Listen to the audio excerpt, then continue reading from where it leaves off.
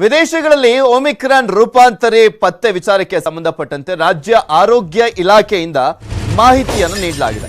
News 18ಗೆ ಇಲಾಖೆ ಆಯುಕ್ತರಾಗಿರುವಂತಹ D Randeep ಹೇಳಿಕೆಯನ್ನ ಕೊಟ್ಟಿದ್ದಾರೆ. 9 ದೇಶಗಳಲ್ಲಿ ಈ ಒಮಿಕ್ರಾನ್ ರೂಪಾಂತರಿ ಪತ್ತೆ ಆಗಿದೆ. ಪ್ರಯಾಣಿಕರ ಮೇಲೆ ತೀವ್ರ ನಿಗಾ ಇಡಲಿಕ್ಕೆ ನಿರ್ಧರಿಸಿದ್ದೇವೆ ಅಂತ ಹೇಳಿದ್ದಾರೆ. 9 ದೇಶಗಳಿಂದ 2000 ಪ್ರಯಾಣಿಕರು ಆಗಮಿಸಿದ್ದಾರೆ. ಎಲ್ಲ 2000 ಪ್ರಯಾಣಿಕರನ್ನ ಸ್ಕ್ರೀನಿಂಗ್ ಮಾಡಲಾಗಿದೆ. ಧಾರವಾಡ, ವರ್ತೂರು, ಬೊಮ್ಮಸಂದ್ರದಲ್ಲಿ ಪರೀಕ್ಷೆ ಆಗಿದೆ. ಈ 3 ಕಡೆ 20ಕ್ಕೂ ಅಧಿಕ ಪ್ರಕರಣ ಪತ್ತೆ ಆಗಿದವೆ ಅಂತ ಹೇಳಿದ್ದಾರೆ.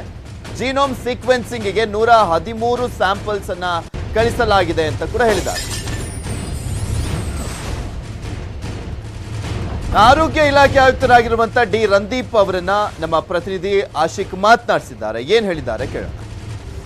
ರಾಜ್ಯ ಆರೋಗ್ಯ ಇಲಾಖೆಯ ಆಯುಕ್ತರಾಗಿರುವಂತಹ ಡಿ ರಂದೀಪ್ ಅವರ ನಮ್ಮ ಜೊತೆಗೆ ಅವ್ರನ್ನ ಮಾತಾಡ್ಸೋಣ. ಸರ್, ಈಗಾಗಲೇ ಆಗಿರುವಂತಹ ಬೆಳವಣಿಗೆ ನಿಮಗೂ ಕೂಡ ಗಮನಕ್ಕಿದೆ.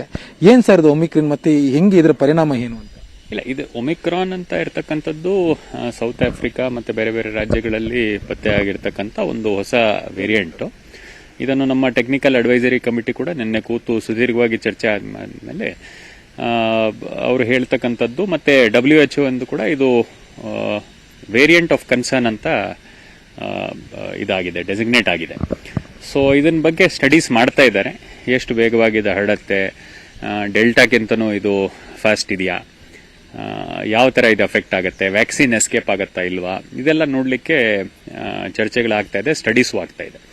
So in the mean while ನಮ್ಮಲ್ಲಿ ಒಂದು 3 ಕ್ಲಸ್ಟರ್ ಏನು ಇತ್ತೀಚೆಗೆ ಕಂಡು ಬಂದಿದೆ. ಒಂದು ಧಾರವಾಡ SDM ಅಲ್ಲಿ, ಇನ್ನೂ ಒಂದು TISB ಆನೇಕಲ್ಲಲ್ಲಿ, 3ನೇದಾಗಿ ಕೂಡ ಈ ಶ್ರುತಿ ನರ್ಸಿಂಗ್ ಬೊಮ್ಮಸಂದ್ರದಲ್ಲಿ ಏನೋ ಒಂದು ನರ್ಸಿಂಗ್ ಕಾಲೇಜ್ ಇದೆ, ಅದು ಕೂಡ ನ್ಯೂಸ್ ಅಲ್ಲಿ ಬಂದಿದೆ. ಒಂದು 10+ ಕೇಸಸ್ ಅಲ್ಲಿ ಡಿಟೆಕ್ಟ್ ಆಗಿದೆ. ಸೊ ಇಂಥ ಕ್ಲಸ್ಟರ್ಸ್ ಎಲ್ಲೆಲ್ಲಿ ಬರ್ತಾ ಇದೆ, ಇದನ್ನು ಹೆಚ್ಚಿನ ರೀತಿಯಲ್ಲಿ ನಾವು ಈಗ ಜೀನೋಮ್ ಸೀಕ್ವೆನ್ಸಿಂಗ್ ಕಳಿಸ್ತಾ ಇದೀವಿ ಈ ಕೇಸ್ಗಳನ್ನು. ಮತ್ತೆ ಎಲ್ಲೂ ಕೂಡ ಹೆಚ್ಚು ಸಿಂಪ್ಟಮ್ಯಾಟಿಕ್ ಆಗುವಂಥದ್ದು ಅಥವಾ ಹಾಸ್ಪಿಟಲೈಸ್ ಆಗಿರುವಂಥದ್ದು ಎಂಥ ಕೇಸ್ಗಳೇ ಇಲ್ಲ. ಇಲ್ಲಿ ಬೇರೆ ಮೈಲ್ಡ್ ಟು ಮಾಡರೇಟ್ ಸಿಂಪ್ಟಮ್ಸ್ ಇದೆ, ಫೀವರು, ಕೋಲ್ಡ್ ಕಾಫ್ ಅಂತ ಸಿಂಪ್ಟಮ್ಸ್ ಇದೆ. ಸೊ ಹಾಗೆ ನೋಡಿದಾಗ ನಾವು ಇದನ್ನು ರೂಲ್ ಔಟ್ ಮಾಡಲಿಕ್ಕೆ, ಒಮಿಕ್ರಾನ ಇದು ಅಥವಾ ಡೆಲ್ಟಾನ ಏನಂತ ತಿಳ್ಕೊಳ್ಳೋಕ್ಕೆ ನಾವು ಜೀನೋಮ್ ಸೀಕ್ವೆನ್ಸಿಂಗ್ಗೆ ಎಲ್ಲ ಸ್ಯಾಂಪಲ್ಸ್ ಅನ್ನು ಕಳಿಸಿದ್ವಿ. 3 ಕ್ಲಸ್ಟರ್ ಕೂಡ ಸೇರಿ ಕಳಿಸಿದ್ವಿ. ಅದರಲ್ಲಿ ಧಾರವಾಡಲ್ಲಿ ಪ್ರತ್ಯೇಕವಾಗಿ 113 ಸ್ಯಾಂಪಲ್ ಧಾರವಾಡಿಂದನೇ ಕಳಿಸಿದ್ವಿ. ಬಹುಶಃ ಟ್ಯೂಸ್ಡೇ ವೆನ್ಸ್ಡೇ ಅಷ್ಟೊತ್ತಿಗೆ ನಮಗೆ ಮಾಹಿತಿ ಸಿಗುತ್ತೆ ಯಾವ ರೀತಿ.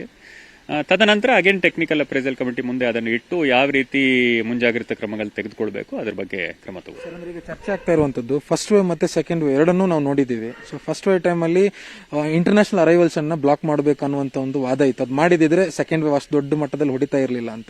ಸೊ ಇವಾಗ್ಲೂ ಕೂಡ ಆ ತರದ್ದೇನಾದ್ರೂ ಚರ್ಚೆಗಳಾಗ್ತಾ ಇದೆ? ಟ್ಯಾಕ್ ಅವರು ಅದ್ರ ಬಗ್ಗೆ ಏನಾದ್ರು ಮಾತಾಡಿದಾರ? ಇಲ್ಲ, ಈಗಾಗಲೇ ಸಾಕಷ್ಟು ಸ್ಕ್ರೀನಿಂಗ್ ಬಗ್ಗೆ ಆದೇಶಗಳು, ನಿರ್ದೇಶನಗಳು ಬಂದಿದೆ.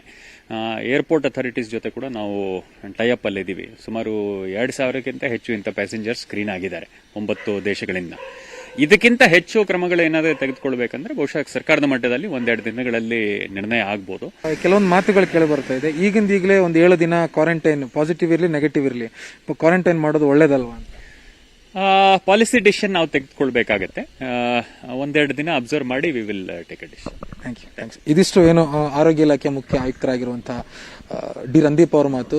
ಕ್ಯಾಮರಾ ಪರ್ಸನ್ ಶ್ರೀನಿವಾಸಲು ಜೊತೆ ಅಶೋಕ್ ಮುಲ್ಕಿ, ನ್ಯೂಸ್ 18 ಕನ್ನಡ, ಬೆಂಗಳೂರು. ಮತ್ತಷ್ಟು ಸುದ್ದಿಯನ್ನ ನಿಮ್ಮ ಮುಂದೆ ಇಡ್ತಾ ಹೋಗ್ತೀನಿ, ಆದ್ರೆ ಅದಕ್ಕೂ ಮುಂಚೆ ಒಂದು ಸ್ಮಾಲ್ ಬ್ರೇಕ್.